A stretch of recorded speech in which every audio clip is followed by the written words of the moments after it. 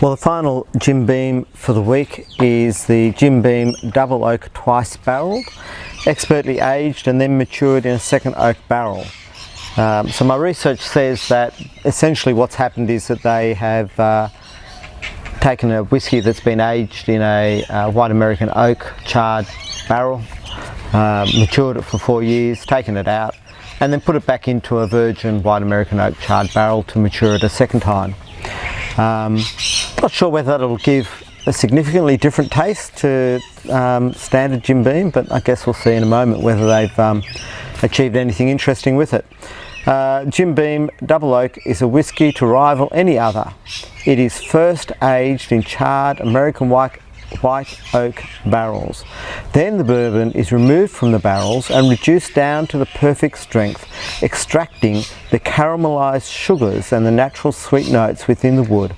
Once completed, we mature it a second time, where the aromas of vanilla mix with hints of toasted wood, leading into deep char and oak flavours, balanced with intense caramel and beautiful rich toffee notes.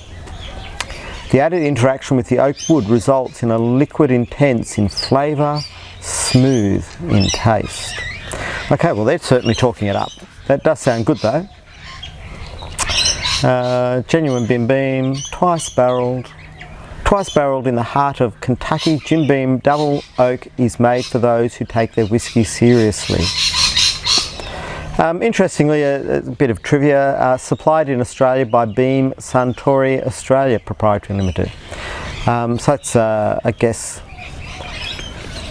everything's being owned by everyone else. So just because it's an American whiskey doesn't mean it's owned by the US, I guess. Of all the Jim Beams that I bought for this week, this one's the only one that came in a package. So this one's in a box. The others were just straight bottles.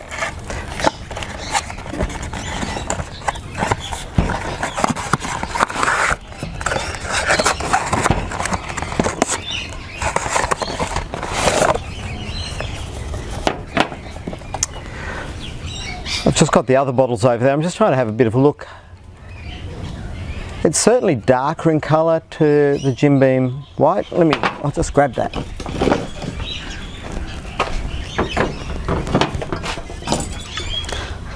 Not sure how well you can see that. Let me just bring it over to the camera.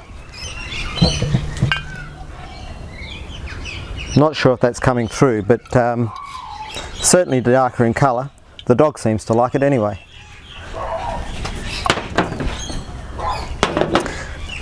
Alright, well let's get it open. Is there anything on the bottle that's different? Pretty much the same thing.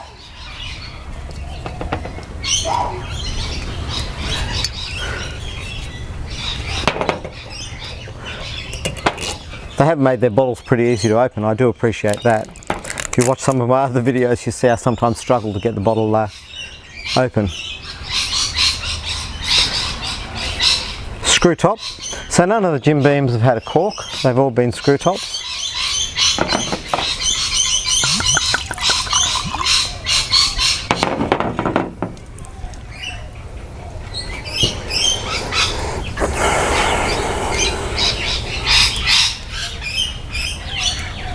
I'm just going to compare. Again, I've got the white open over here.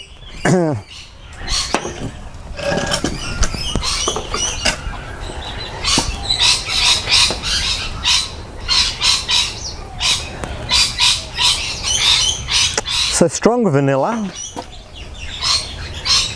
Definitely, the vanilla is a lot stronger on that.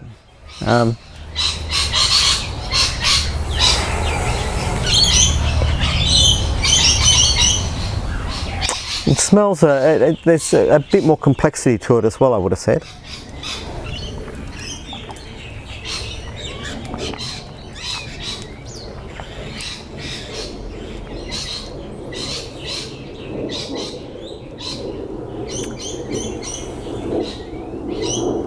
Yeah, although the finish doesn't really carry that complexity through, I don't think, and the taste. You've still got a stronger vanilla flavour to it. And it's got a bit of that woodiness, although not to the level of the Devil's Cut. That finish is kind of faded by now.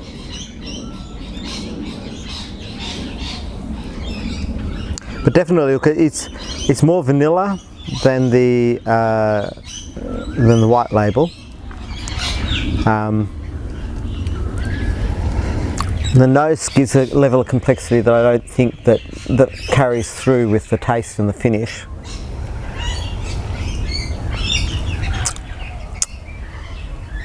And probably a little blander on the finish. I would have said that the Devil's Cut and black. Which one is it? Yeah, the black extra aged.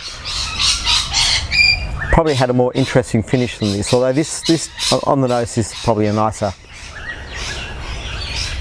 So I'm actually going to say it's a little bit disappointing. The nose promised more than the finish. Let me just go again, just in case I've missed something.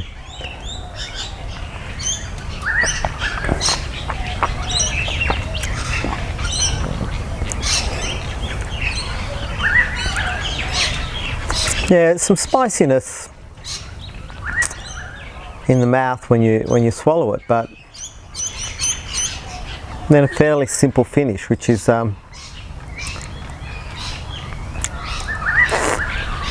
would have hoped for a little bit more than that. Anyway, I still think it's a nice whiskey or bourbon. Cheers.